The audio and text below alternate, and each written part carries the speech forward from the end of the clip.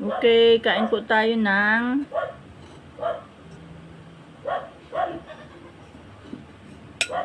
ito po yung ginawang longganisa ng asawa ko. Homemade po ang tawag.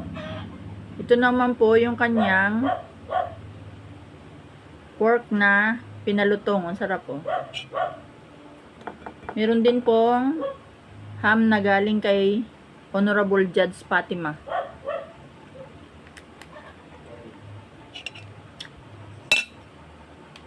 Nakamay ako.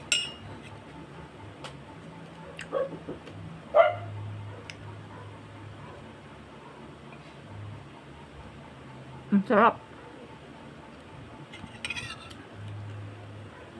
Ako po yung nag-live ngayon. 26 naman ang date ay.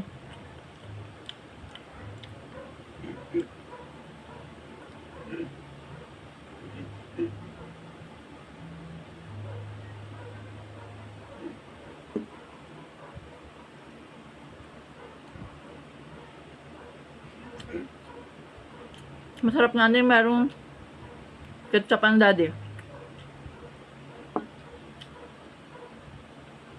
Sarap. Ang sarap nun. Nilagyan mo ng ham. Yun yung kinilaw mo. Ang sarap.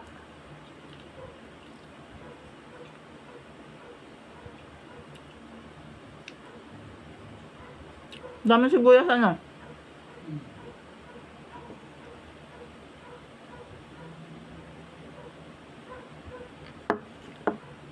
Ang sarap.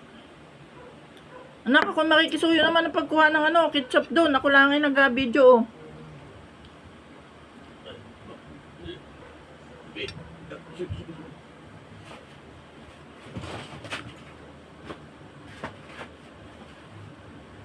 Anak ko. Salamat. I love you.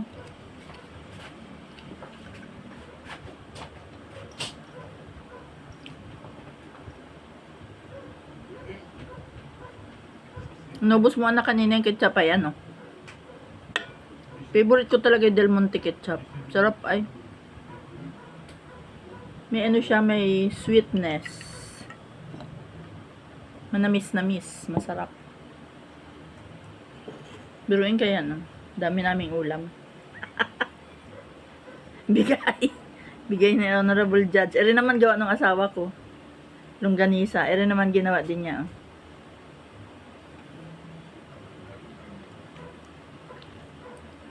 Yung ginawa na yun, kinilaw. Nilaw ko kanina ng ham ni Judge. Sarap.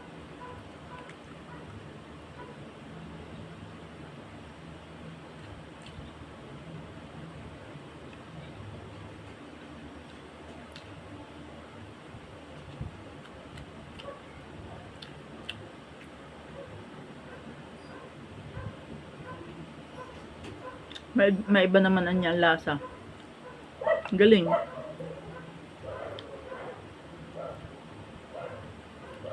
Ano ang pag-usapan natin ngayon para mahaba ang ating kwento? Sa pagiging teacher or kahera or training officer. Anong gusto niyo pag-usapan? Sa pagtuturo, mahirap magturo kapag ang mga bata mariribok, kumbagang maingay.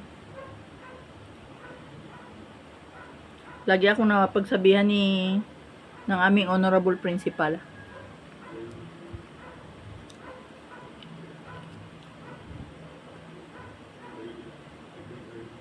Maingay ang mga estudyante.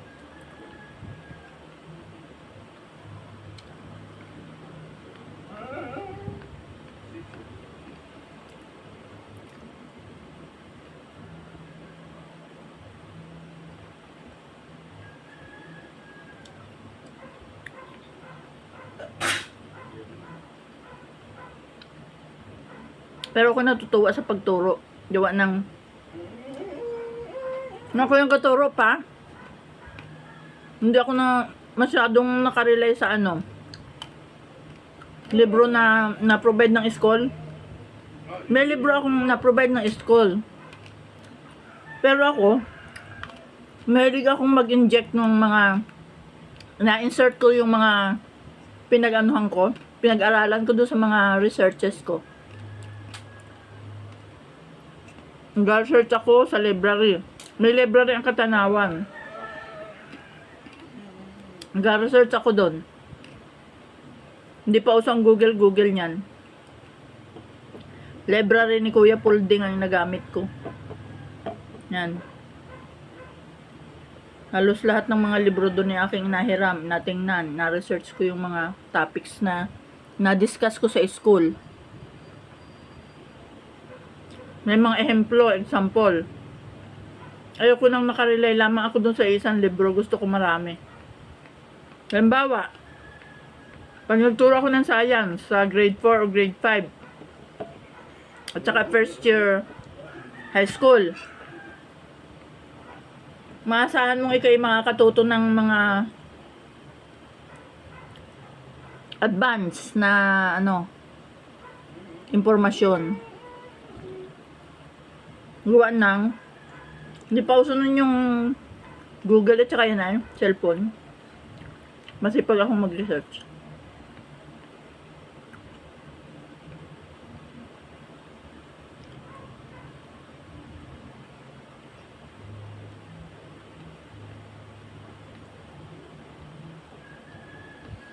Sa algebra naman,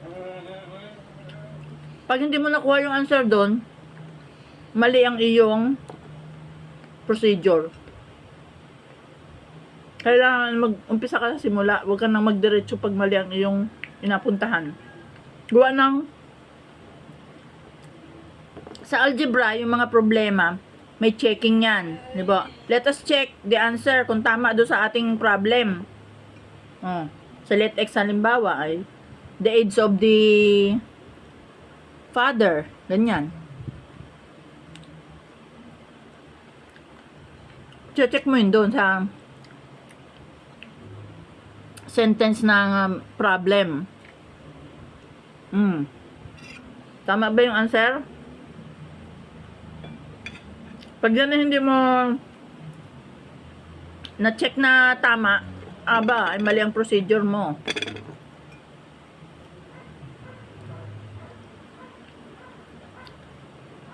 Huwag kang mahihiyang magtanong sa teacher mo pag ikaw ay hindi marunong. Sa salooban mo lamang ay hindi ako marunong, ganyan, takot ka. Hindi ka makakatuto kapag kinatatakot. Kailangan magtanong ka sa teacher mo, huwag kang magmayabang na ikaw ay bobo.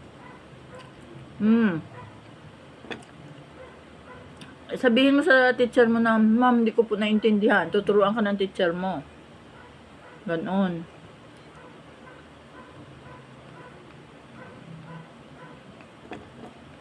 Sa math naman, general mathematics yan.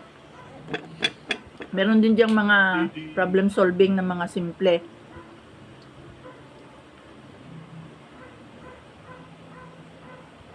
Kaya kami nakatuto sa math, kaming tatlong magkapatid. Tatay namin, pag napuntang Divisoria o Maynila, nabili ng libro yun sa math, sa algebra, problem solving, may mga steps doon. Ina-explain niya sa amin, magaling yun ay. Kaya naturuan nung kami sa math, magaling yun.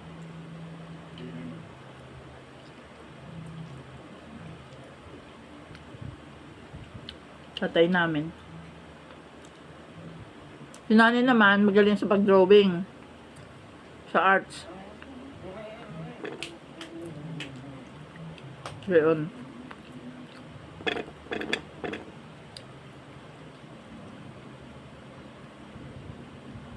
Nakakatuwa ang magulang kapag yun ay involved sa anak, kapag pag-aaral, ting hapon, ting gabi, hindi ka matutulog hanggat hindi mo na gawin assignment mo, hindi mo na alam kung anong subject mo, kung anong napag-aralan.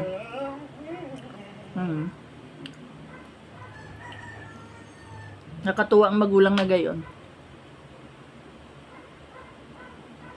Kailangan ang magulang ninyo ay involved sa mga assignment ng anak, kung ano ang napag-aralan sa school, alam ang mga nangyayari.